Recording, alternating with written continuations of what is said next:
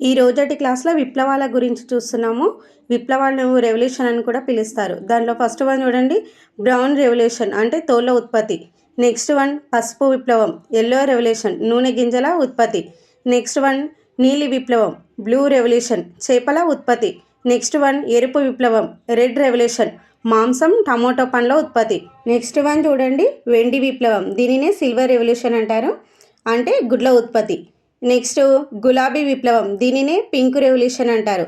దీనికి ఏంటిది అంటే రొయ్యల ఉత్పత్తి, ఔషధాల ఉత్పత్తి, ఉల్లి ఉత్పత్తి అన్నమాట. నెక్స్ట్ వన్ చూడండి, బంగారు విప్లవం, దీనినే గోల్డెన్ రెవల్యూషన్ అంటారు.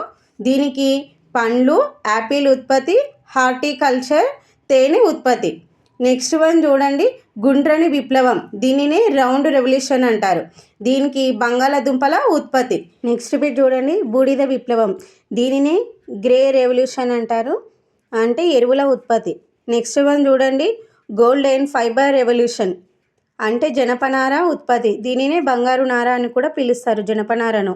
నెక్స్ట్ వన్ చూడండి, సిల్వర్ ఫైబర్ రెవల్యూషన్, అంటే పత్తి ఉత్పత్తి. నెక్స్ట్ బిట్ చూడండి, రెయిన్బో రెవల్యూషన్, దీనికి వ్యవసాయ రంగంకు సంబంధించిన విప్లవం అన్నమాట. నెక్స్ట్ వన్ చూడండి, ఎవర్ గ్రీన్ రెవల్యూషన్, అంటే మొత్తం వ్యవసాయ అభివృద్ధి. నెక్స్ట్ వన్ చూడండి, ఫుడ్ చైన్ రెవల్యూషన్, దీనికి వివిధ విప్లవాల మధ్య సంబంధాన్ని.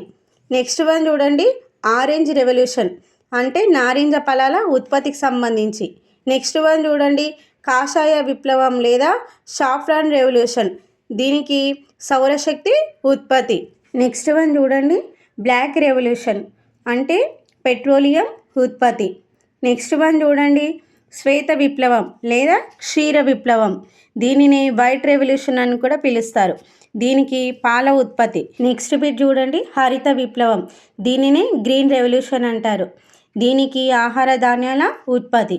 నెక్స్ట్ బిట్ చూడండి, హరిత విప్లవ పితామహుడు ఎవరు?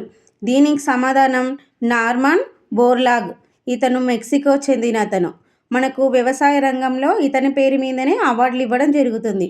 అయితే మన భారతదేశ హరిత విప్లవ పితామహుడు ఎవరు అంటే ఎంఎస్ స్వామినాథన్.